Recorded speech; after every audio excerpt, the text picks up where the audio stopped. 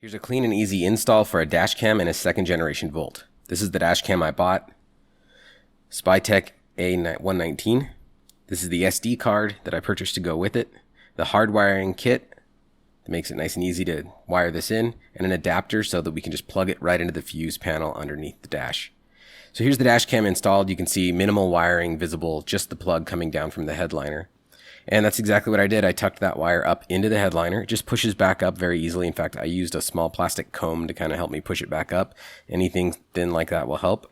And then I came down between the plastic on this A-pillar cover. I just smushed it in there and it worked great. Brought that around and then went behind the weather seal right here. And it tucks in nicely on the weather seal. There's plenty of room there and the weather seal still butts up against the plastic cleanly. So I followed the weather seal down all the way along the edge of the door trim. And there's a plastic piece in the body trim on the inside that just pulls aside.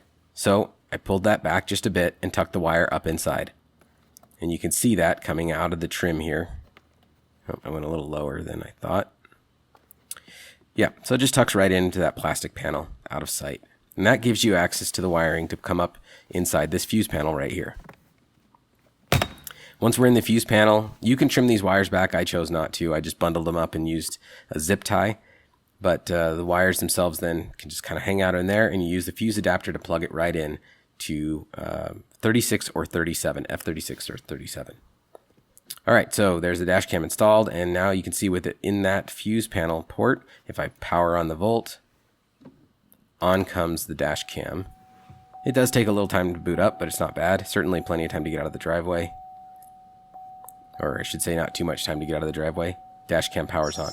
I've got my door open, so with the power button turning it off, the dash cam turns right off. Otherwise, it would turn off when you open up your door, just like the head unit does. That's it. Very simple. And here's what some day and nighttime shots look like driving around in the Volt. Now, if you're looking for a dash cam that's going to record your trip, for like memories or something you want to keep and hold on to, then, this isn't the dash cam for you. This has got a very relatively strong fisheye effect to it.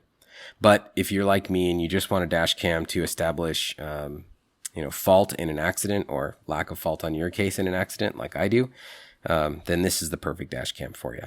In fact, a dash cam very similar to this one has resulted in me having no fault in an accident involving my daughter. So these things are well worth it. Cost me about $125. Took me about 30 minutes to install. Very simple, very straightforward, and I hope this helps you out.